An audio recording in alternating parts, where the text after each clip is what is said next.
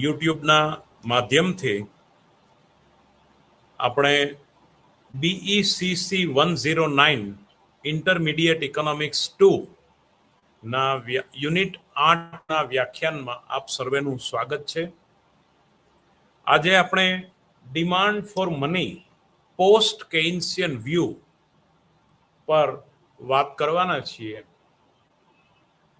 એમાં ખાસ કરીને જે નાણું હાથ પર રાખવાની માંગ થાય છે, ડિમાન્ડ ફોર મની, એમાં એ માંગના હેતુઓ, 3 માંગના હેતુઓ છે. એક તો ટ્રાન્ઝેક્ટિવ મોટિવ્સ, વિનિમયના હેતુથી, પછી પ્રિકોર્શનરી એટલે કે સાવચેતીના હેતુ માટે નાણાંની માંગ થાય છે, અને ત્રીજું મહત્વની દિશામાં પ્રોફેસર કેઇન્સે જે વાત કરી હતી કે સ્પેક્યુલેટિવ પર્પઝ એટલે કે સટ્ટાકીય હેતુ માટે નાણાંની માંગ થાય છે. આ 3 હેતુમાંથી જેમ્સ ટોબિન અને બોમલ એમણે 2 મુદ્દા પર એક જ જે ટ્રાન્ઝેક્ટિવ મોટિવ્સ એટલે વિનિમય માટે જે નાણાંની માંગ થાય છે એના આધાર પર કોઈ પણ વ્યક્તિ, હવે આપણે જાણીએ છીએ કે as per theory of money, નાણાંના સિદ્ધાંત પ્રમાણે વિનિમયના હેતુ માટે જ્યારે નાણાંની માંગ થાય છે ત્યારે નાણું અન્ય વસ્તુથી કઈ રીતે અલગ છે કે વિનિમયના માધ્યમ માટે નાણાંનો ઉપયોગ થાય છે. Money has its four function, medium measure standard and stock, એમાં મીડિયમ ઓફ એક્સચેન્જ એટલે વિનિમયના માધ્યમ માટે જે નાણાંનો ઉપયોગ થાય છે એટલે નાણાંનો મૂલ્યના સંગ્રાહક તરીકે પણ તમે ઉપયોગ કરી શકો છો. તો વિનિમયના માધ્યમ માટે જ્યારે નાણાંનો ઉપયોગ થાય છે ત્યારે નાણું એ પોતાના હાથ પર રાખવા માટેની જે માંગ છે એના મોટિવ્સ છે. ધારો કે હાથ પર કોઈ પણ વ્યક્તિનો 50,000 રૂપિયા પગાર હોય તો 50,000 રૂપિયા બધા જ પોતાના હાથ પર નહીં રાખે. ધારો કે 25,000 પોતાના વાપરવા માટે રાખે તો બાકીના 25,000 પોતે બેંકમાં મૂકે છે અથવા એના બોન્ડ ખરીદે છે. આનો નિર્ણય ટ્રાન્ઝેક્ટિવ મોટિવ્સથી કઈ રીતે લે છે એનું આર્થિક વિશ્લેષણ આજના લેક્ચરમાં આપણે કરવાનું છે. એક આ, પછી find out the quantity of money the people wish hold in cash. Now explain how and the what extent the demand for money is affected the change in interest rate. એટલે નાણાંની માંગ જે થઈ રહી છે એ નાણાંની માંગ વ્યાજના દરને કઈ રીતે અસર કરે છે એ પણ આજના વ્યાખ્યાન દ્વારા આપણે અભ્યાસ કરીશું. Then identify the factors that determine the optimum composition of individual portfolio. કોઈ પણ વ્યક્તિ પોતાની આવકમાંથી કેટલું નાણું હાથ પર રાખે અને કેટલું નાણું એમાંથી બોન્ડ ખરીદે કે અન્ય મૂડીરોકાણ કરે એનો નિર્ણય કઈ રીતે લેશે એટલે કે એનું પોર્ટફોલિયો એડજસ્ટમેન્ટ. આપણે જાણીએ છીએ કે 2 પ્રકારના લોકો અર્થતંત્રમાં હોય છે, એક રિસ્ક ટેકર અને બીજા રિસ્ક એવર્જર. એક પ્રકારના લોકો એવા છે કે જે જોખમ ખેડે છે અને બીજા પ્રકારના લોકો એવા છે કે જે જોખમ ટાળે છે. જે જોખમ ટાળે છે એ સરકારી ડિપોઝિટોમાં પોતાનું, દાખલા તરીકે પોસ્ટલ સેવિંગ્સ, કેન્દ્ર સરકારની જે યોજનાઓ હોય છે, રિઝર્વ બેંક ઓફ ઇન્ડિયાના બુલેટિન્સ જે હોય છે એમાં રિઝર્વ બેંક ઓફ ઇન્ડિયાના બોન્ડ બહાર પડે છે કે એમાં પોતાનું નાણું રાખે છે જે દે આર ટોટલી રિસ્ક એવર્જર, પણ એમાં વ્યાજના દરો એને ઓછા મળે છે. બીજા પ્રકારના લોકો એવા છે કે જે શેર બજારમાં રોકે છે અથવા તો બીજું કોઈ અન્ય અસ્કયામતોમાં રોકે છે કે જેની અંદર જોખમનું તત્વ વધારે છે. તો આ નિર્ણય લેવામાં જેમ્સ ટોબીને ખાસ એ વ્યાજના દરને નાણાંની માંગ કઈ રીતે અસર કરે છે એની વાત અહીંયા કરી છે. Describe how attitude towards the risk influence the demand for money. જોખમ જે છે એ નાણાંની માંગને કેવી રીતે પ્રભાવિત કરે છે. Now explain how money can viewed as producers and consumers goods. ઉત્પાદકની અને વપરાશની ચીજ વસ્તુઓ ને નાણું કઈ રીતે સમજાવે છે એની માંગને, એની વાત આપણે કરવાની છે. તો ડબલ્યુ જે બોમલ 1952, બોમલે 1952માં જે વાત કરી એ ટોબીને 1956માં અને ફ્રીડમેને 1958માં નાણાંની માંગનું વિધેય આપ્યું. એટલે કે નાણાંની માંગ એ કઈ કઈ બાબતોથી પ્રભાવિત થાય છે, વ્યાજના દરને કઈ રીતે અસર કરે છે, એ બધી વાત એની discussion post Keynesian theory of demand for money એને આપણે કહીશું. કારણ કે 1936માં જનરલ થિયરી બહાર પડ્યું, પછી 52, 56 અને 58માં આ ત્રણ અર્થશાસ્ત્રીઓ બોમલ, ટોબિન અને ફ્રીડમેને વળી પાછો નાણાવાદ લાવવા માટે પ્રયાસ કર્યો અને એના ભાગરૂપે આપણે આ વાત કરીશું. તો અહીંયા નાણાંની ટ્રાન્ઝેક્શન ડિમાન્ડ ફોર મની એની જ વાત કરવાના છીએ. એટલે કે વિનિમયનો સાવચેતી ને સટ્ટાના હેતુ માટેની નાણાંની માંગ આપણે અહીંયા કરવાના, એની વાત કરવાના નથી. માત્ર Baumol Tobin model of transaction demand for money એની વાત આપણે કરીએ. વિદ્યાર્થી મિત્રો, આજે આપણે આ ત્રણેય અર્થશાસ્ત્રીઓની વાતોને સાંકળી લેવી છે અને આપણી પાસે સમય એના પ્રમાણમાં ઘણો ઓછો છે, પણ બને એટલી ઝડપથી શક્ય એટલા ઊંડા ઉતરી અને એનું વિશ્લેષણ કરવા પ્રયાસ કરીએ. Thus, it serves as a medium of exchange. એટલે કે holding of cash is considered as an inventory on the part of the individual of economic agent. એક આર્થિક એજન્ટ તરીકે ઇન્વેન્ટરી ના ભાગરૂપે નાણું લોકો હાથ પર રાખવાની માંગ કરે છે. Then alternative to holding money in cash is to hold interest yield bond. કાં તો એ ટૂંકા ગાળામાં કોઈ બોન્ડમાં વ્યાજદાયી અસ્કયામતોમાં નાણું રાખવા માટેના પ્રયાસ કરે, ટૂંકા ગાળામાં પણ નાણું વ્યાજ કમાઈ લાવે એના માટેના લોકો પ્રયાસ કરે છે. For an individual, the time of receiving income and time of spending money. એટલે કે જે નાણું પ્રાપ્ત થાય છે પગાર દ્વારા, નફા દ્વારા, કોઈ પણ અન્ય આવક દ્વારા જે નાણું પ્રાપ્ત થાય છે અને નાણું વપરાશી ખર્ચ તરીકે વપરાય છે, આનો ટાઈમ ડ્યુરેશન જે છે એની વચ્ચેના ગાળામાં જ્યારે નાણું મૃતઃપ્રાય પડ્યું રહે એ દરમિયાન, મૃતઃપ્રાય મીન્સ કે ઉપયોગ વગરનું પડ્યું રહે, એ દરમિયાન વ્યાજ કમાઈ આપે એને માટે લોકો પ્રયાસ કરે છે. એટલે once a month while purchase expenditure are spread evenly throughout the month. એટલે મહિના દરમિયાન એને માટે પ્રયાસ થાય. પછી નાણાંનો સ્ટોક વધી જાય ત્યારે કોઈ કેપિટલ ગુડ્સની પણ માણસ માંગ કરે. Individual which will exchange bond into cash to facilitate the eventually spread expenditure stream. પછી each time an agent exchange bonds to cash, there is some transaction cost, brokerage fees, etc. હવે એકમાંથી બીજી વસ્તુ જ્યારે પણ આપણે લોકો બોન્ડ ખરીદે, share ખરીદે ત્યારે એનું બ્રોકરેજ ફી પણ એની આપવી પડે, એ પણ આપણે ધ્યાન પર લઈશું.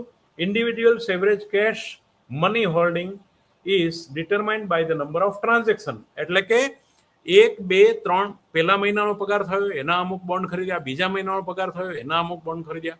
વર્ષમાં ધારો કે એ 4 ટુકડામાં અમુક વસ્તુઓ ખરીદતો હોય કોઈ પણ વ્યક્તિ, તો એનો 4 ઇન્સ્ટોલમેન્ટ એવી રીતે 4 હપ્તામાં અલગ અલગ, અને પછી એક સાથે ધારો કે એફડી કરે અથવા તો કોઈ બોન્ડ ખરીદે અથવા તો કોઈ એક બીજી વસ્તુ, એટલે એના ઇન્સ્ટોલમેન્ટને પણ આપણે ધ્યાન પર લઈશું. એટલે એવી રીતે વેરિયેબલ લેવાના પ્રયાસ કર્યો છે. તો હવે જે હું ઇક્વેશન બનાવીશ એમાં વાય પીરિયોડિકલ રિયલ ઇન્કમ, જે ટાઈમ પીરિયડ, દાખલા તરીકે ફોરેનમાં ધારો કે દર અઠવાડિયે પગાર થતો હોય, આપણે દર મહિને પગાર થતો હોય, તો એને આપણે વાય તરીકે, સ્મોલ વાય તરીકે ઓળખીશું. તો that is y is periodical real income. Time period could be month or year. ખેડૂતને વર્ષે આવક મળતી હોય, કોઈ વર્ષે એનો હિસાબ કરતું હોય, નોકરિયાત વર્ગને દર મહિને આવક મળતી હોય, તો એને વાય તરીકે આપણે ઓળખીશું. ટી, કેપિટલ ટી જે છે એને length of the entire period, month or year in a day, in days, દિવસોમાં, ધારો કે વર્ષનું 365 દિવસ, તો લેન્થ ઓફ એન્ટાયર પીરિયડ ને 365 દિવસમાં આપણે માપીએ. મહિનો હોય તો 30 દિવસમાં માપીએ. એને ટી, ટાઈમ લેગ, ટી કહીશું. એન જે છે નંબર ઓફ એક્સચેન્જ, એટલે કે દર 2-3 મહિને અમુક બોન્ડ જે છે એ વેચી, અમુક શેર વેચીને બીજા શેરમાં રોકાણ કરીએ. તો વર્ષમાં ધારો કે એવું 4 વખત કરતા હોય તો આપણે એનની વેલ્યુ 4 તરીકે લઈશું. બી, સ્મોલ બી, બ્રોકરેજ ફી પર ટ્રાન્ઝેક્શન. પર ટ્રાન્ઝેક્શન આપણે કેટલીક બ્રોકરેજ ફી, દલાલી આપવી પડતી હોય તો એને સ્મોલ બી કહીશું. અને small R, rate of interest, interest rate, real interest rate એટલે વાસ્તવિક વ્યાજનો દર, જેમાં નાણાંનો ફુગાવો બાદ કરેલો છે એને વાસ્તવિક વ્યાજનો દર, એટલે ખરેખર કેટલું વળતર મળે છે એની આપણે સ્મોલ આર કહીશું. હવે એ રીતે આપણે એનું એક ઇક્વેશન બનાવીએ. Is N number of exchange are being made in the entire period T days. Now what is length in a days, that is t by n. Sorry, T એટલે ધારો કે 30 દિવસ ડિવાઇડેડ બાય એન એટલે number of exchange. 365 દિવસને આપણે capital T કહીએ ને એને 4 વખત આપણે બદલતા હોઈએ ડિપોઝિટ, તો ટી 365 ભાગ્યા 4 એમ. એટલે T by N to facilitate the smooth evenly distributed expenditure stream, agents real periodical income y is equally distributed in this n interval, and each of these intervals expenditure required y by n. Total આવક જે છે એને n વડે તમે ભાગો.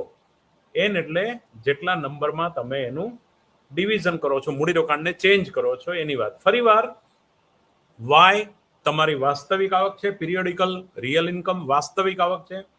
T જે છે length છે of the entire period in days, month or year, એટલે કે આપણે દિવસોમાં, મહિનામાં કે વર્ષમાં જે માપીએ ટી, કેપિટલ ટી. એન જે છે નંબર ઓફ એક્સચેન્જીસ, એટલે કે જે transaction during the time period, અમુક સમયના ગાળામાં આપણે નંબર ઓફ એક્સચેન્જ જે આપણે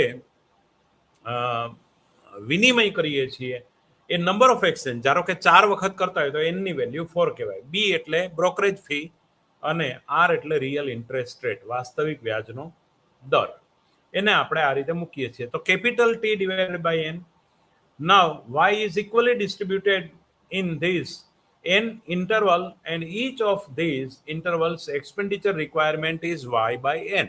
એટલે ટોટલ આવક ભાગ્યા ધારો કે 4 અથવા n વડે ભાગી કાઢીએ છીએ એ. એટલે total now amount into cash from bonds and remain the y minus capital, એટલે small y minus y by n, એટલે કે 1/4, 1 minus 1/4. ધારો કે y 1, તો 1 minus 1 by n, that is n minus 1 by n. A percentage of y is held in the form of bond. એટલે n minus 1 by n જે છે એ બોન્ડના સ્વરૂપમાં, કારણ કે બધી આવક બોન્ડ લઈ લેતા નથી, બધી આવક ખાઈ જતા નથી, વપરાશ કરી નાખતા નથી. એટલે જે ભાગ આવકનો તમે જેટલા ટકા ભાગ બોન્ડના સ્વરૂપમાં રાખો છો, that is n minus 1 by n. Why? કારણ કે y minus y by n, એટલે એ સમીકરણને n LCM લો તો y n y minus y ને કોમન કાઢો એટલે 1 માઇનસ 1 બાય n, એટલે તમને n minus 1 by n percentage મળશે.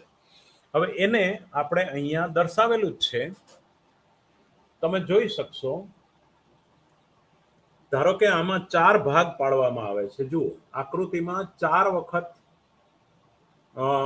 આ ગ્રાફ અપ જઈ અહીંથી વળી પાછો નીચો જાય છે, વળી પાછું યર, વળી પાછું નીચું જાય છે. 4 વખત એને ફેરવવામાં આવે છે.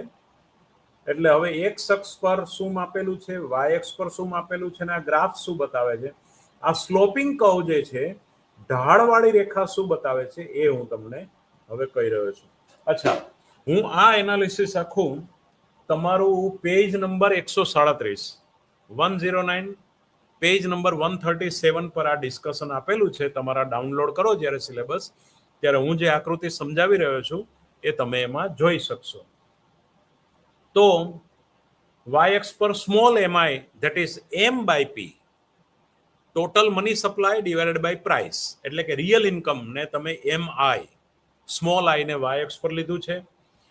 એક્સ અક્ષ પર તમે ટાઈમને લીધો છે, ધારો કે 1 વર્ષ, અને એને 4 વખત ડિવિઝન કરો છો એટલે 4 વખત કટ ઓફ આવ્યું. પેલા ડેમના દરવાજા જેવી જે આકૃતિ છે એ 4 વખત તમે એ પેલું કર્યું. એ વખતે દર વખતે બ્રોકરેજ ફીસ પણ આવશે, એ પણ આ સમીકરણમાં આપણે બાદ કરીશું. તો ડાઉનવર્ડ રે કર્વ તમે જોઈ એ કઈ છે, તો downward lines indicates steadily declining cash holding to pay out for the steady stream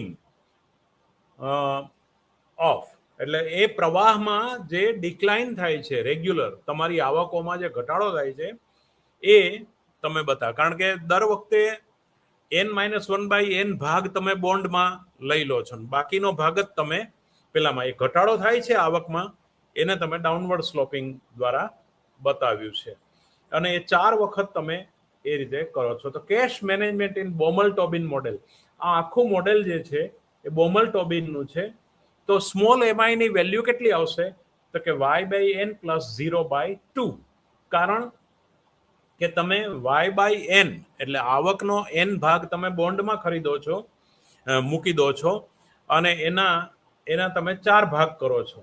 એટલે y/n ની વેલ્યુ આપણી y/4 છે આપણા આકૃતિના સંદર્ભમાં. તો y/4 ભાગ્યા 2 એટલે y/2n એ mi ની વેલ્યુ આવશે. એટલે y/2 જે છે એટલે કે એના અડધા ભાગના હિસ્સામાં જે છે એને આપણે અહીંયા તમારી ફિગરમાં પણ ડ્રો કરીને બતાવ્યું છે 197 પાના નંબર ઉપર.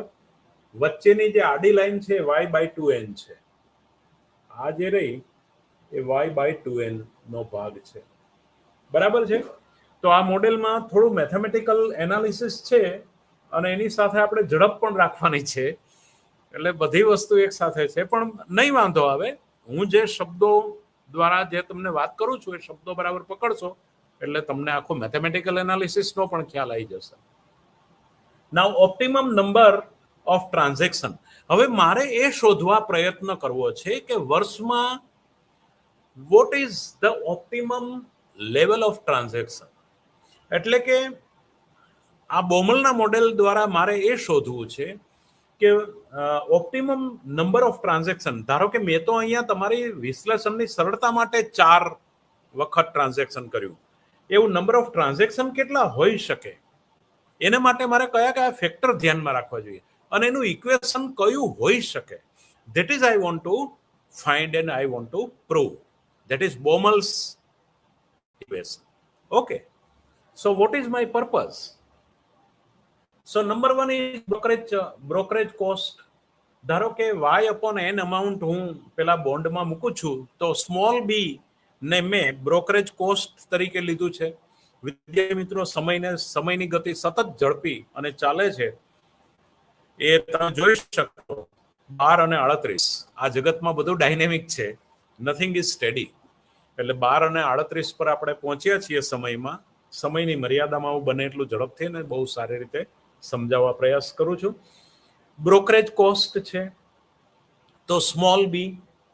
નાઉ ઇન્ટરેસ્ટ અર્નિંગ ફરગોન, ધારો કે T total capital T by N, એટલે કે ટાઈમ જે છે એને એન વડે ભાગવું. એટલે એન મારા આપણા ઉદાહરણમાં 4 છે, પણ એનની વેલ્યુ મારે કેટલી હોવી જોઈએ ઓપ્ટિમમ એ ફાઇન્ડ આઉટ કરવી છે. પણ એને માટે નાઉ ફર્સ્ટ ઇન્ટરવલ્સ ઇન્ટરેસ્ટ કોસ્ટ, એટલે પેલો જે અંતરો પડે છે, પેલો જે નીચે આવીને ગ્રાફ ઉપર ગયો એની વેલ્યુ કેટલી આવશે, તો ફરીવાર હું એને ફાઇન્ડ આઉટ કરું છું. જો we know that y/n amount of cash got convert from બોન્ડમાંથી જે બોન્ડમાં કન્વર્ટ કરું છું આવકનો જે ભાગ એ y/n છે. This cost have remained from the form for the entire period. મારો t છે, તો મારે માટે રેટ ઓફ ઇન્ટરેસ્ટ ધારો કે આર હોય, small R, real rate of interest, તો સ્મોલ આર ગુણ્યા કેપિટલ ટી ગુણ્યા વાય ભાગ્યા એન. સ્મોલ આર જે છે એ મને વ્યાજની આવક મળે છે, ટી મારો ટાઈમ પીરિયડ છે ટોટલ, અને વાય જે છે મારી આવક છે. આ ત્રણેયના ગુણાકારને હું એન વડે ભાગું એટલો મારો એન એટલે ધારો કે આપણા ઉદાહરણમાં 4 વડે ભાગું તો પહેલો એક ઇન્ટરવલમાં મારો ઇન્ટરેસ્ટ કોસ્ટ કેટલો છે એ આવે. Clear? Now second intervals interest cost કેટલો હશે, તો એનો અર્થ એવો થયો કે R into T time n-1 divided by n into Y by N. કારણ કે n-1 n જતું રહ્યું એક પીરિયડ. હવે બીજામાં મારો કોસ્ટ કેટલો, તો કે આર છે real income, real interest income, એને ગુણ્યા ટોટલ ટાઈમમાંથી એક હપ્તો જતો રહ્યો. હું 4 વખત બદલું છું બોન્ડને, તો એક વખત જતો એટલે ટી ગુણ્યા n-1. એટલે ધારો કે આપણે માટે 3, 4 માંથી એક જતું રહ્યું તો n-1 દેટ ઇઝ 3. આપણા ઉદાહરણ પૂરતી વાત છે. અપોન એન, એને એન વડે ભાગીએ છીએ ગુણ્યા ટોટલ આપણી જે income divided by N, Y by N. Now third વખતે T into N by 2 upon N into Y by N. તો આ ઇક્વેશનને હું જનરલ લખું, 4ના સંદર્ભમાં જ લખું. ટોટલ તો આ પેલું ટપકા કરીને આપણે મેથેમેટિક્સની સિસ્ટમ પ્રમાણે 1 સુધી લખી શકીએ. એનની વેલ્યુ 1 હોય એક વર્ષના સંદર્ભમાં, પણ એકમ સમયમાં હું જેટલી વખત બોન્ડ કે વ્યાજદાયી અસ્કયામતોને હું ટ્રાન્સફર કરું છું, ધારો કે વર્ષમાં 8 વખત કરું તો એ 8 ભાગ પડે, 4 વખત કરું 4 ભાગ પડે એમ. તો R into T into Y by N plus R into T into n-1 into Y by N, n into N plus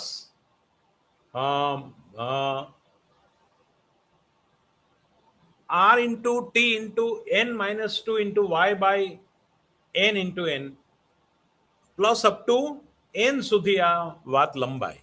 r into t into y by n into n, that is n square. એટલે r into t into y by n square into n plus 1 by 2. ઇક્વેશનને હું તમને બિલકુલ આ page number 139 પર clear બતાવ્યું છે. જે મેં તમને શબ્દોમાં સમજાવ્યું એની એ વાત અહીંયા મેથેમેટિકલ ફોર્મમાં મારી આંગળી છે ત્યાં તમે 3 સ્ટેપમાં સ્પષ્ટ જોઈ શકો છો. This is the mathematics of calculation. હવે એ પેજ નંબર 139 પર આપેલું જ છે ઇક્વેશન 8.1 તરીકે r into t into y by 2 into 1 plus 1 by n, that is total cost is equal to n into b. હવે બ્રોકરેજ ઉમેરો, ટોટલ કોસ્ટમાં બ્રોકરેજ ઉમેરાય એટલે n ટાઈમ છે તો n into કે small b brokerage plus r into t into y by 2 into 1 plus 1 by n. This is equation 8.2. To solve this, for the optimum number of, વિદ્યાર્થી મિત્રો માનસિક રીતે બિલકુલ મારી સાથે રહેજો, નહીં તો છટકી જશે બધું. Transaction, we should take the first derivative of TC.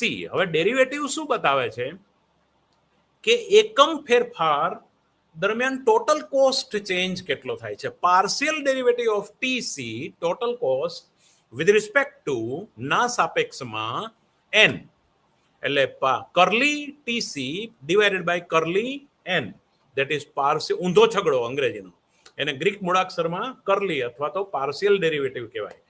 કેમ પાર્શિયલ? કારણ કે એક જ વેરિયેબલનો ચેન્જ લેવાનો છે, બાકી બધા વેરિયેબલ કોન્સ્ટન્ટ છે એવું વી આર એઝ્યુમિંગ. આ બહુ પ્રાથમિક બાબત છે વિકલનની, અને એટલી માનસિકતા તમે કેળવી લીધી છે એટલે બહુ સ્પષ્ટતામાં હું જતો નથી. Partial derivative of total cost with respect to partial derivative of n is equal to b small b minus r small r real interest rate into total time into total income divided by 2 into n square. Y 2 into n square એ આપણે આગળ equation 8.1 માં prove કરેલું છે. નાઉ solving this, હવે મારે શું કરવાનું છે? n ની વેલ્યુ શોધવી છે. n ક્યાં પડ્યો છે? છેદમાં પડ્યો છે. એને મારે ક્યાં કરવો છે? સૂત્રનો કરતા કરવો છે. એ કેવી રીતે કરાય? તો કે મારે અંડર રૂટ લેવું પડે. પહેલા તો b માઇનસ r આ ભાગ જે છે આ ઇક્વેશન 8.3 આ ભાગ જે છે માઇનસ વાળું પદ બરાબરની પેલી બાજુ લઈ જાઓ એટલે પ્લસ થઈ જાય. ત્યાંથી n સિવાયના બધા વેરિયેબલને આ બાજુ લઈ અને એનું વર્ગમૂળ લઉં એટલે મને સ્પષ્ટ રીતે n ની વેલ્યુ મળે. એટલે એકમ સમયની અંદર solve the n we can get. એટલે મેં તમને મેથેમેટિકલ સમજૂતી આપી, એ તમે રફ કાગળ પર કરી શકશો. Now the n is equal to b equal to plus RTY divided by 2n square. હવે પાછું બેયને ઊંધા કરો એટલે 1/b બરાબર 2n square divided by RTY. હવે RTY છેદમાં છે ને બરાબરની પેલી બાજુ લઈ જાઓ એટલે અંશમાં થઈ જાય. એટલે RTY ડિવાઇડેડ બાય 2, હવે પેલો b તો છે જ ત્યાં બરાબરની પેલી બાજુ, એ શેમાં આવશે? ઊંધું કર્યું માટે છેદમાં આવી જશે. એટલે 2b અંડર રૂટ અને n સ્ક્વેર છે તો બંને બાજુ વર્ગમૂળ લેતા, ધન વર્ગમૂળ લેતા, કારણ કે વર્ગમૂળ પ્લસ ઓર માઇનસ હોઈ શકે, આપણે ધન વર્ગમૂળ લઈ લેવાનું. So it is standard deviation. So the optimum number of transaction increase with R, T and Y, decrease with the brokerage fee B. This is the famous Baumol-Tobin's square root formula. આ બોમલ-ટોબિનનું ખૂબ પ્રખ્યાત વર્ગમૂળ formula છે. એટલે કે જેમ n ની વેલ્યુની સાથે brokerage, so the optimum number of transaction increase with R, T and Y. જેમ R એટલે કે વાસ્તવિક વ્યાજનો દર વધે, પછી T વધે અને ટાઈમ વધે અને એની સાથે Y પણ વધે, આવક વધે. જો એ બ્રોકરેજ ફી જેમ વધે એની સાથે આ વસ્તુ ઘટે છે. એટલે બ્રોકરેજ ફી જેટલી ઓછી એટલો અંશ મોટો. એટલે આ બોમલ-ટોબિન નો આ મહત્વનો નિર્દેશ છે. નાઉ એગ્રીગેટ મની ડિમાન્ડ. હવે એગ્રીગેટ એટલે કોઈ પણ વ્યક્તિ નાણાંની માંગ કેટલી કરશે માત્ર વિનિમયના માધ્યમ માટે. મેં આ લેક્ચરમાં શરૂઆતમાં મેં આપને કહ્યું એ રીતે માત્ર વિનિમયના માધ્યમ માટેની જ નાણાંની માંગની હું વાત કરું છું. તો MI is A y upon 2n. So MI bar is A under root of b y upon 2RT. કારણ કે n ની વેલ્યુ કેટલી છે મારા માટે?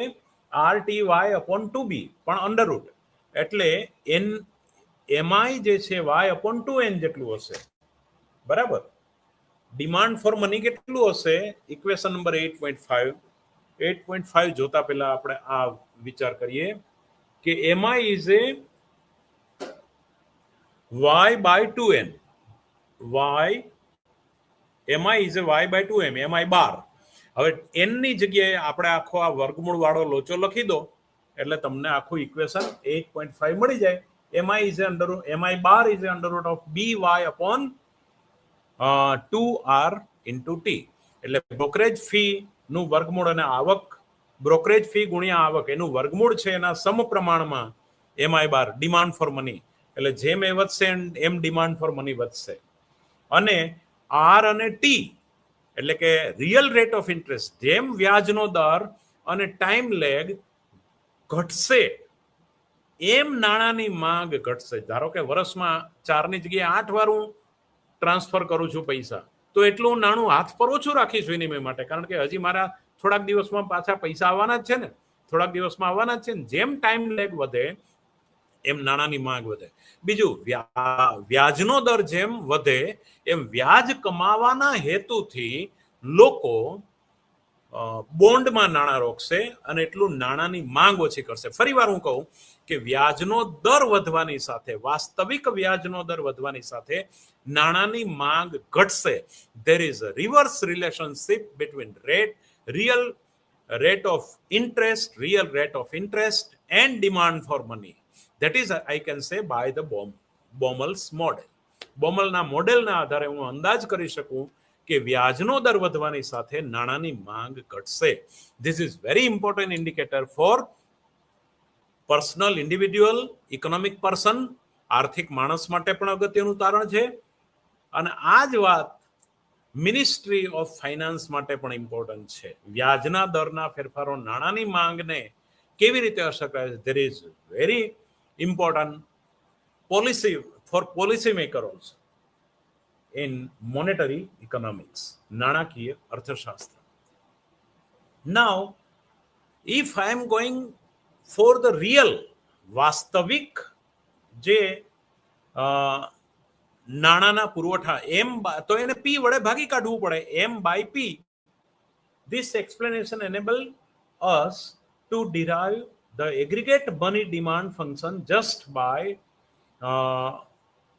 doubling the MI bar in equation 8.5. આપણે ઉપરના ઇક્વેશનમાં ડબલિંગ કરો, એનું ડબલ કરો એટલે M by P is a 2 MI bar, that is 2 under root of BY by 2R, that is under root of 2B upon RT.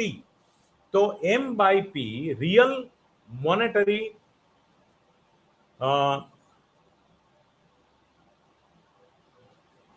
MI bar ઇક્વેશનમાં M by P જે છે એટલે કે વાસ્તવિક નાણાંની માંગ જે છે એ આને ડબલ કરો તો 2B by upon, કારણ ડબલ શા માટે કરવું છે? ઉપર 4 છે ને નીચે 2 છે, માટે એક વખત પેલું વર્ગમૂળ, એનું વર્ગમૂળ થાય એટલે બે નંબરને આપણે બહાર કાઢી શકીએ એટલા માટે, અને પછી પેલું √2 વાળું 2 ઉડી જાય એટલા માટે. So, partial derivative of M with respect to R એનું તારણ એટલું જ છે કે વ્યાજના દરના વધારાની સાથે નાણાંની માંગ ઘટે છે, is less than 0. Partial derivative of M with respect to Y, આવક વધવાની સાથે નાણાંની માંગ વધે છે. It is greater than 0, કારણ કે Y અંશમાં છે અને R છેદમાં છે. Now, this is very important, Baumol's model. વિદ્યાર્થી મિત્રો, આપણે 12 અને 52 મિનિટે પહોંચી ગયા છીએ. હજી મારે બે મોડેલ આપને કરાવવા છે. એક બોમલ, આની લિમિટેશન શું બહુ ઝડપથી તમને 2 મિનિટમાં કહી દઉં છું. Expenditure payment may not be perfectly foreseen, એટલે કે ખર્ચની જે ચૂકવણું છે એને બરાબર આપણે પરફેક્ટલી વર્ણવી શક્યા નથી. Evenly spread and continue as a assumed, જે રીતે આપણે ધારણા ધારી હતી એ પ્રમાણે. નંબર 2, મર્યાદા બીજી, Baumol-Tobin's model is based on transaction demand for money. It overlooks the fact changing the prices may have implication of the cash demand. એટલે કે રોકડ નાણાંની માંગ માટે આ બરાબર, બાકીની આપણે નાણાંની માંગને લઈ શક્યા નથી. સાવચેતીને સટ્ટાકીય હેતુ માટે નાણાંની માંગને લઈ શક્યા નથી. Cash is by no means the only asset in which transaction balances are held as assumed in the model. એટલે કે અહીંયા પણ કેશ જે છે, રોકડ, એનો કોઈ અર્થ નથી, માત્ર ટ્રાન્ઝેક્શન મોટિવને તમે લો તો એમ, જે આપણે ધારણા મોડેલની અંદર ધારી છે. If receipt of income and expenditure coincide the terms of time and amount, then it would imply zero demand for real balances. એટલે આ બધી વાતો આપણે અહીંયા લઈએ છીએ. હવે પોર્ટફોલિયો બેલેન્સીસ એપ્રોચ, બોમલ અને ટોબિન નો પોર્ટફોલિયો. હવે આ તો નાણાંની માંગ વ્યાજના દર સાથે, વ્યાજનો દર વધશે એમ નાણાંની માંગ ઘટશે, ને આવક વધશે એમ નાણાંની માંગ વધશે. આ બધું જ મેથેમેટિકલ એનાલિસિસ કરી અને હું આટલી એક લીટીના તારણ પર આવ્યો. પણ હું મારી પાસે, હું એટલે કોઈ પણ એક આર્થિક એકમનું ઘટક અને એના દ્વારા સમગ્ર દેશનું અર્થતંત્ર, એ નિર્ણય કેવી રીતે લેશે, પોતાનો પોર્ટફોલિયો કેવી રીતે બેલેન્સ કરશે, કેટલું વ્યાજદાયી અસ્કયામતમાં નાખશે અને કેટલી નાણાંની માંગ કરશે, એ મારે બોમલ પછી ટોબિનના મોડેલ દ્વારા વાત કરવી પડે. એટલે W is A M plus બી.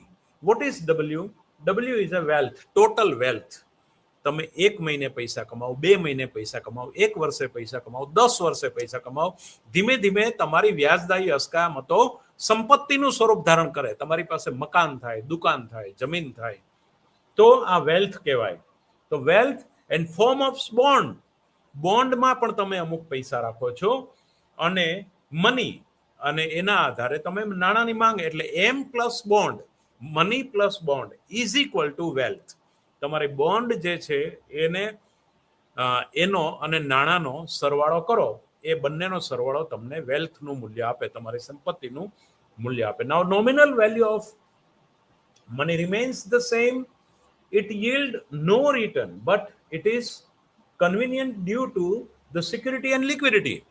કારણ એ સલામતી અને તરલતા. તમે જ્યારે કોઈ પણ તમારી નાણાકીય આવક જ્યારે તમે એને રોકાણ કરો છો ત્યારે તમે બે મુદ્દાનો વિચાર કરો છો. એક તો હું કેટલો સિક્યોર છું, અને મને જ્યારે નાણાંની જરૂર પડે ત્યારે એ નાણું કેટલું ઝડપથી હું રોકડ તરીકે મેળવી શકીશ. જ્યારે મારી જરૂરિયાત ઊભી થાય ત્યારે જે મેં રોકેલું નાણું છે એ કેશમાં કેટલું હું ઝડપથી પરિવર્તિત કરી શકીશ. આ બે મુદ્દાને ધ્યાનમાં રાખી અને તમે તમારો પોર્ટફોલિયો નક્કી કરતા હો છો. Now let us assume that expected return from 1 unit of money invest bonds is E bar. ધારો કે હું નાણાંના 1 એકમમાંથી ઇક્વિટી પાછળ જે હું નાખું છું એ E બાર એટલે માથે લીટું કરવાનું, E નહીં માથે લીટું, એમ એટલે E બાર કહેવાય. It comes from the market rate of interest. એ વ્યાજના દર દ્વારા હું નક્કી કરીશ. જેમ વ્યાજનો દર વધશે એમ હું મારી પાસે નાણાંની માંગ ઓછી કરીશ અને એટલી ઇક્વિટી વધારે લઈશ. અને and the expected percentage rate of capital gain, મને મૂડી લાભ કેટલો થશે, that is small g bar. એને કારણે જે હું મૂડી લાભ થાય છે એને g bar તરીકે વર્ણવીએ. તો હવે આના આધારે હું એક ઇક્વેશન પુરવાર કરીશ. there are chances that bonds price can go either up or down. હા, એની સામે જોખમ છે, રિસ્ક ફેક્ટર છે. કયું? કાં તો એ બોન્ડની કિંમત વધે પણ ખરી અથવા ઘટે પણ ખરી.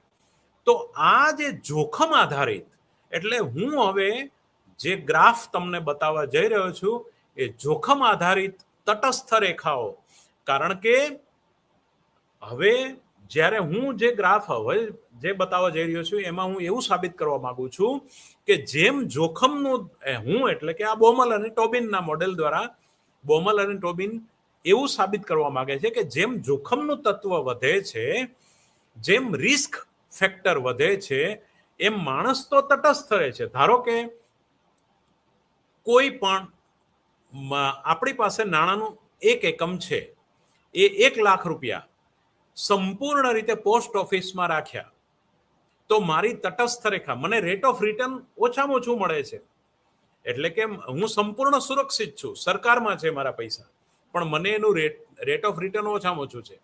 હવે કેટલાક લોકો સંપૂર્ણ રીતે પોતાની બધી જ મૂડી જોખમ આધારિત શેરમાં નાખી દે, તો સંપૂર્ણ જોખમ, તો એને સૌથી ઊંચી તટસ્થ રેખા પર, કારણ કે એને રેટ ઓફ રિટર્ન, હવે એમાં 2 જોખમ છે, કાં તો એના ભાવ વધે પણ ખરા અથવા ગગડી પણ જાય, એટલે કે નીચા પણ આવી જાય, પણ એ તટસ્થ રેખા પર જ છે. કેમ? એને હું તટસ્થ રેખા કહીશ, કારણ કે તટસ્થ રેખાની વ્યાખ્યા શું? ગ્રાહક સંતોષની સરખી સપાટી પર છે. જોખમ વધારે, વળતર વધારે, જોખમ ઓછું, વળતર ઓછું, એટલે તટસ્થ રેખા પર જ છે. પણ એનો ગ્રાફ ધીમે ધીમે અપવર્ડ થશે. whenever you are taking risk more, વધારે જોખમ લો એમ તમે ઊંચું વળતર મેળવો, પણ એની સાથે તમારું જોખમ પણ વધે છે. અને યુ આર ઇન સેમ, એટલે ઇન્ડિફરન્સ કહો એટલે અલગ અલગ ઇન્ડિફરન્સ કહું હું દોરીશ, એટલે પોર્ટફોલિયો ઇન્ડિફરન્સ કહું. એટલે નાવ જી બાર કેપિટલ ગેઇન જે થશે, સો his total expected return from the bond would comprise two component, interest small r which is certain, એ ચોક્કસ વ્યાજ તો મળવાનું જ છે, એન્ડ નંબર 2 કેપિટલ ગેઇન, મૂડી લાભ. મૂડી લાભ અંગે ધારો કે કોઈ પણ વ્યક્તિ મકાન એક જગ્યાએ લે છે, તો એને પોતાનું ત્યાં માથું મૂકેલું હોય. હવે કરવાનું એને કરી લીધું. શું કરવાનું હતું? માત્ર મકાન લેવાનું હતું, જે લઈ લીધું. હવે આજુબાજુનો વિસ્તાર જે છે એને ડેવલપ થવાનું છે, તો એના મકાનની વેલ્યુ વધવાની છે. એટલે રિસ્ક, કેપિટલની અંદર જે રિસ્ક છે, એટલે કેપિટલ ગેઇન એને થશે એનો આધાર વિકાસ પર છે, અને માટે સરકાર મિલકત વેરો લે છે, કેપિટલ ગેઇન ટેક્સ. જો તમે સેક્ટર 7 ની અંદર મકાન લીધું હોય ગાંધીનગર, એ વખતે પથિક આશ્રમ બસ સ્ટેન્ડ ના હોય, અને પછી પથિક આશ્રમ બસ સ્ટેન્ડ સરકારે બનાવ્યું. હવે આ સરકારે બનાવ્યું છે, અને એને કારણે તમારા મકાનના ભાવો ઊંચકાય છે, આજુબાજુનો એરિયા ડેવલપ થાય છે. એટલે હવે તમે જ્યારે મકાન વેચીને તમે જે લીધું છે મકાન, એના કરતાં ઘણો વધારે પૈસા મળે છે, તો તમારે સરકારને મિલકત વેરો ભરવો પડે, કારણ કે વિકાસ સરકાર દ્વારા થયો છે. રોડ, રસ્તાઓ અને બાકીનું જે આજુબાજુનું ડેવલપમેન્ટ, તમારા ખેતરની બાજુમાંથી નર્મદા કેનાલ નીકળે અને એને કારણે તમારા ખેતરનો ભાવ વધે. આ કેપિટલ ગેઇન છે. આપણે એટલી ઊંચી વાત કરતા નથી, આપણે માત્ર બોન્ડના સંદર્ભ, કારણ કે ટ્રાન્ઝેક્શન મોટિવ્સની વાત કરીએ છીએ, એટલે આપણે પેલી વાતને આપણે લેતા નથી. પણ કેપિટલ ગેઇન્સ વિચ ઇઝ અનસર્ટેન, એ અચોક્કસ છે. એટલે કહેવાય વેપારી કાં તો માર ખાય કાં માલ ખાય. એટલે investors are uncertain about G but has an implicit normal distribution of these gains around the average expected gain G bar. એટલે હવે જોખમ ખેડનાર શું કરશે કે એની સરેરાશ કાઢશે. એટલે જો નવી આ બધી બેંકો જે છે, આઈસીઆઈસીઆઈ ને બધી, આઈડીબીઆઈ ને બધી બેંકોએ આ ગ્રાહકની માનસિકતાનો અભ્યાસ કરીને એ તમારા 1 લાખ રૂપિયાનું રોકાણ લે કોઈ પણ સ્કીમમાં, તો એ કે વર્ષમાં તમે એને સ્વિચ ઓવર કરી શકશો આટલા વખત. પછી તમે એવી સ્કીમ આપશે કે કાં તો તમે અમારી બેંકમાં પૈસા મૂકો છો તો પણ તમે સિક્યોર છો, અમે તમારા પૈસા ગવર્મેન્ટ બોન્ડમાં મૂકીશું, એટલે 100% બેંકમાં પૈસા તમારા સિક્યોર છે. એટલે જે જોખમ ટાળનાર માણસ છે પણ થોડું વળતર વધારે જોઈએ છે, એ પેલા એક આ સ્કીમમાં જાય. પછી એવરેજ જીબારની વેલ્યુ જે લોકો જાણતા હોય એ એમ કે ભાઈ મારું 50% ગવર્મેન્ટમાં નાખજે અને 50% ખાનગીમાં શેરમાં મારા વતી તમે રોકાણ કરજો, કારણ કે તમે એક્સપર્ટ માણસો રોકો છો. એટલે એ સ્કીમ કાઢે. કાં તો 80-20 ના રેશિયોમાં 80% ખાનગીમાં ને 20% સરકારીમાં, અથવા 80% સરકારીમાં 20% ખાનગીમાં. એટલે આ બધું તમે રિસ્ક ને સ્પ્રેડ કરો છો, જોખમને વિસ્તાર કરો છો. એટલે એ ટાઈપની સ્કીમો પણ બેંકો કાઢતી હોય છે. એટલે જી બાર પ્લસ સિગ્મા જી, એટલે આર બાર ટી રિસ્કને, એટલે હાઉ ટુ એક્સપેક્ટેડ રિટર્ન. હવે અપેક્ષિત જે વળતર છે એને કેપિટલ આર કહું, તો આર ટી બાર એટલે સરેરાશ, R T bar is brokerage B into E bar. E bar એટલે એક્સપેક્ટેડ રિટર્ન. હવે એક્સપેક્ટેડ રિટર્નને મેં 2 ભાગમાં વેચ્યું, રેટ ઓફ ઇન્ટરેસ્ટ અને જી બાર. એટલે capital B બ્રેકેટમાં R plus G બાર. ઇક્વેશન 8.10 આર્યો મારી આંગળી છે એ ઇક્વેશન આમાં છે જ, બરાબર છે. તો એ તમારા પેજ નંબર 142 પર છે. નાવ સિગ્મા ટી શું છે? બ્રોકરેજ ઇન્ટુ સિગ્મા જી. જી શું છે એ આપણે વાત કરી, ગેઇન, કેપિટલ ગેઇન, એ સિગ્મા જી, એનું પણ વેરિએશન આવશે, એને ગુણ્યા બ્રોકરેજ, એટલે એ જે છે સિગ્મા ટી બતાવે છે. તો sigma T divided by sigma G જે ટાઈમમાં તમારું બેયનું વેરિએશન છે, ટાઈમ અને જે કેપિટલ ગેઇન એનું વેરિએશન ભાગ્યા variation is equal to brokerage. એટલે B is equal to sigma T by sigma G. કારણ કે સિગ્મા જી ને બરાબરની પેલી બાજુ લઈ જાઓ એટલે ભાગાકારમાં આવી જાય. તો RT bar is a sigma T R plus G bar upon sigma G. હવે આ વાતને આપણે અહીંયાથી લઈ શકાય. એકચ્યુઅલી અહીંયાથી આપણે આગળ પણ લઈ શકીએ કે તમે આને જુઓ કે હું જે કહેવા માંગતો હતો એ ભાગને હવે હું આ ફિગરમાં ડ્રો કરવા માંગુ છું.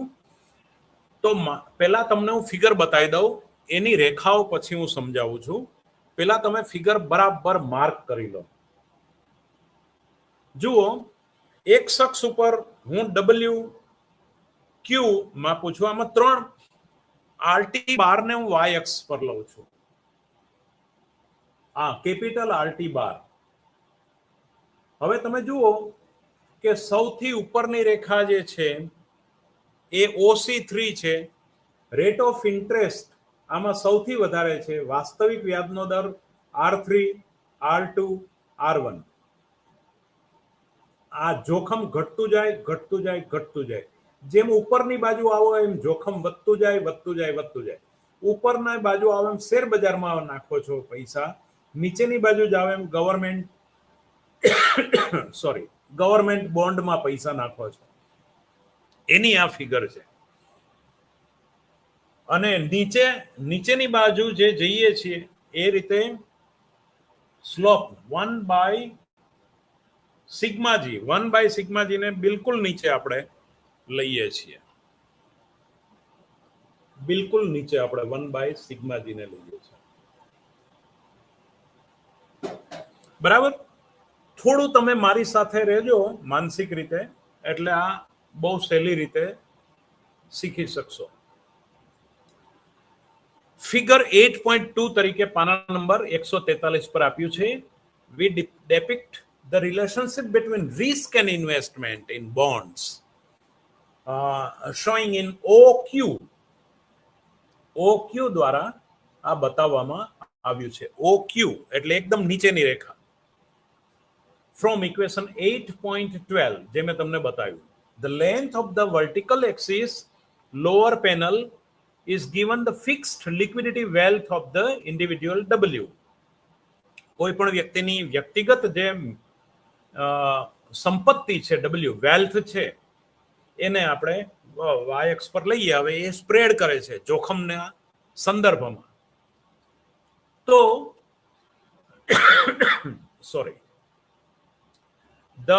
the distance from the origin, ઉગમ બિંદુથી જેમ ડિસ્ટન્સમાં ઉપર જઈએ એમ જોખમ વધતું જાય છે. Liquidity wealth of the individual W, the distance from the origin along the y-axis gives the total bond holding. એટલે ટોટલ બોન્ડ હોલ્ડિંગની વાય અક્ષ પર આપણે બોન્ડ હોલ્ડિંગ માપીએ છીએ. નીચે જે છે એ OQ જે છે એ આપણી રેખા છે આખી. Relationship between risk and investment in બોન્ડના જોખમ અને મૂડીરોકાણ વચ્ચે ને આપણે OQ દ્વારા માપીએ છીએ. The slope of the line OQ is 1/σg. Capital gain જે થાય છે, જેમ જેમ વધારે જોખમ લો એમ તમને વધારે ને વધારે કેપિટલ ગેઇન થતો જશે. એ જોખમ પર આધારિત છે. It can increase or decrease.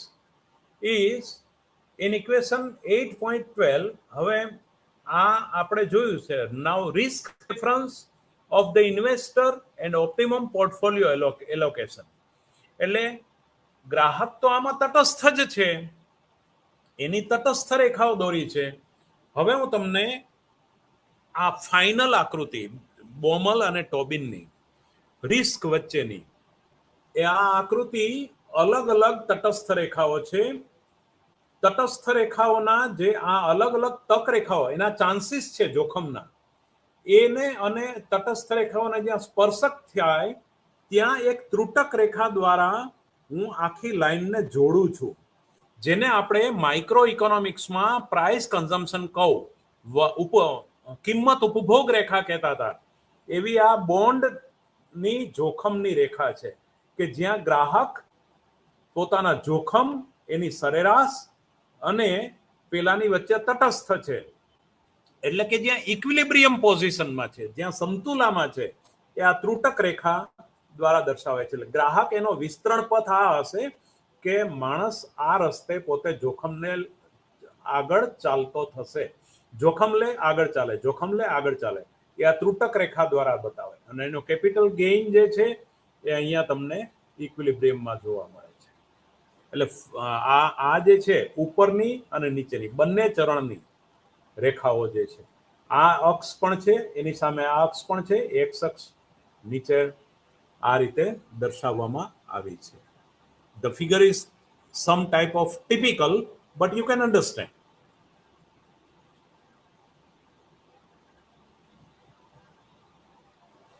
હવે તમે આનો સ્ક્રીનશોટ પણ લઈ શકો છો અને પછી ઝૂમ કરીને મોટી આકૃતિ કરીને જોઈ શકશો.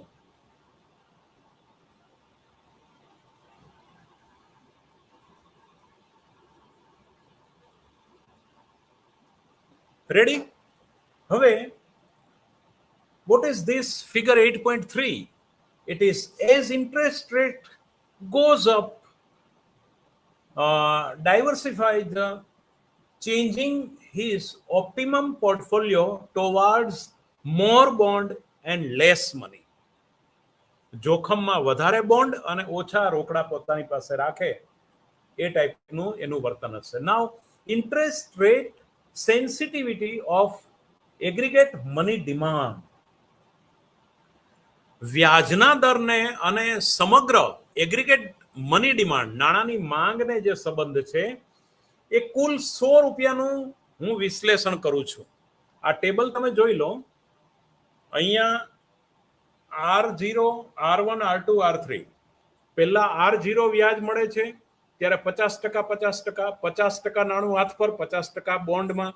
R1 વ્યાજ મળે છે 60 રૂપિયા બોન્ડમાં, 40 રૂપિયા હાથ પર.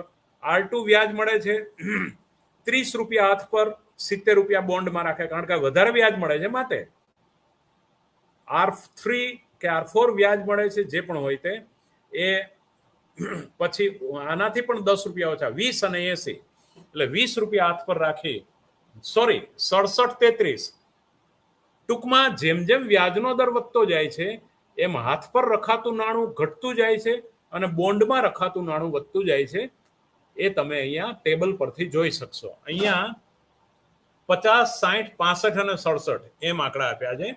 એટલે 50 રૂપિયાનું નાણું હોલ્ડિંગ પોતાની પાસે રાખે, 50 રૂપિયા મની હોલ્ડિંગ પોતાની પાસે રાખે, 50 રૂપિયા બોન્ડમાં રાખે.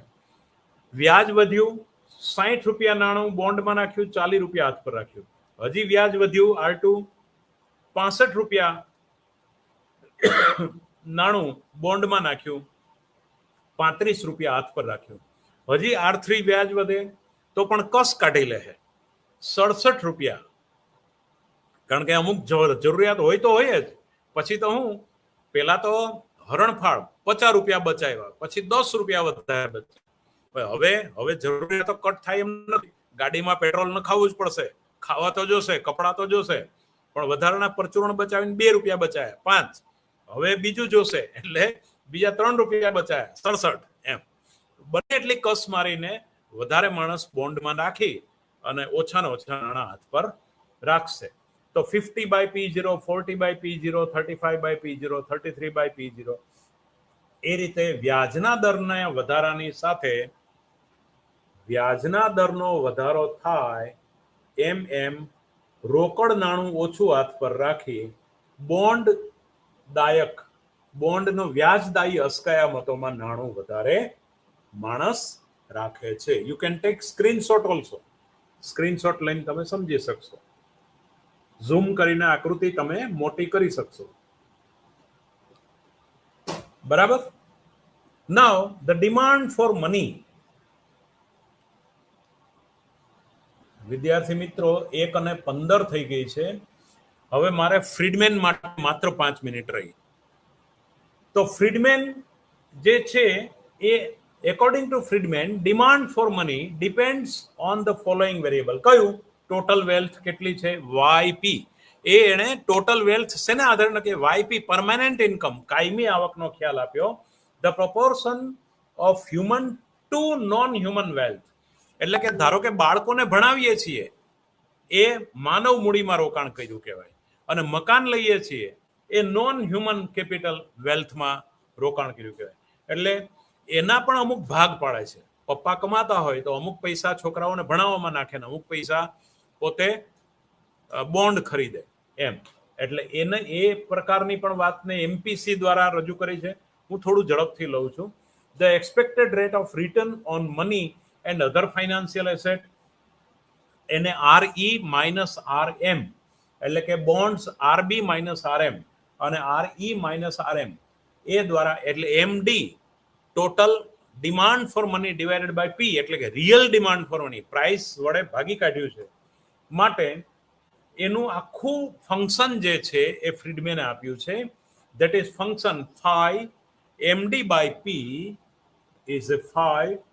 નાણાંની માંગનું ફ્રીડમેને વિધેય આપ્યું છે આટલું. એ કયા કયા વેરિયેબલ છે? MD by P that is demand for, page number 148 પર છે. MD by P demand for real money balance is equal to YP that is real permanent income.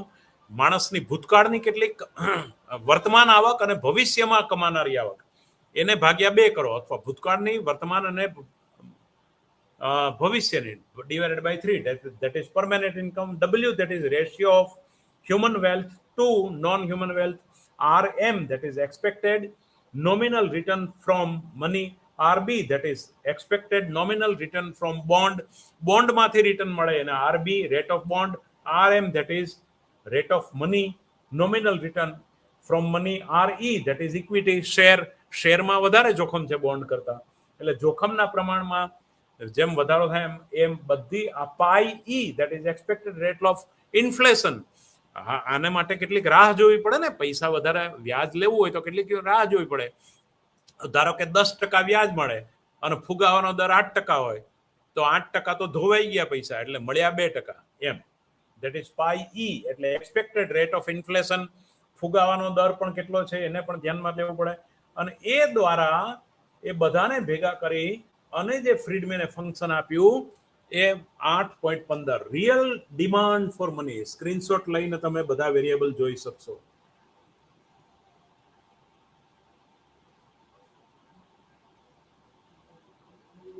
Okay, હવે એટલે એમાં બહુ ઊંડું સમજાવવાની મારે જરૂર રહેતી નથી. નાઉ ઇન્કમ વેલોસિટી, પણ જે તમે ફિશર, કેમ્બ્રિજ અને પીગુ, ફ્રીડમેન ના સમીકરણો જોયા. ફિશરનું સમીકરણ MV બરાબર PT નાણાંની માંગ માટે. money into velocity, money supply into velocity is equal to price into transaction. This velocity is transactions velocity, and here whatever the velocity according to Friedman, that is income velocity. ચલણ વેગના 2 પ્રકાર છે. નાણાંનું એક એકમ એક વર્ષમાં જે હાથ બદલો કરે એને ટ્રાન્ઝેક્શન વેલોસિટી કહેવાય. અને અહીંયા y upon ms upon p is equal to y upon md demand for money upon price. વાસ્તવિક નાણાંની માંગને, ટોટલ ઇન્કમને, ટોટલ રાષ્ટ્રીય આવકને વાસ્તવિક નાણાંની માંગ વડે ભાગી કાઢો અથવા વાસ્તવિક નાણાંના પુરવઠા વડે ભાગી કાઢો. That is your velocity of money, that is income velocity. એને આવક ચલણ વેગ કહેવાય. ભૂલથી બી યાદ રાખજો MCQ માટે પણ, ફ્રીડમેનની જે નાણાંની માંગની વિધેયની અંદર જે વેલોસિટીની વાત કરી, આ બધું જ એ નાણાંની ચલણ વેગ MD is A velocity into this function. એટલે એમાં નાણાંનો ચલણ વેગ અહીંયા જે ફ્રીડમેને લીધો છે એ ઇન્કમ વેલોસિટીને ધ્યાનમાં લઈને લીધો છે. એટલે R/R+1 is less than 1.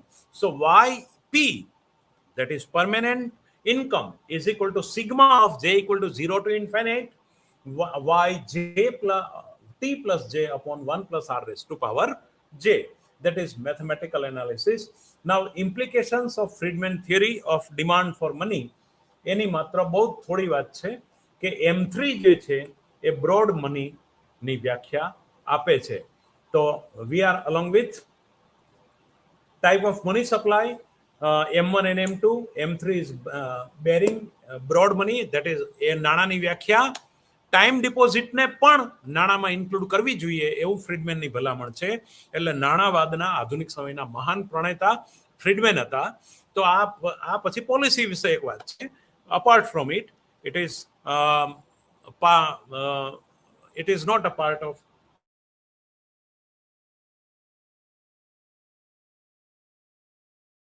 નથી.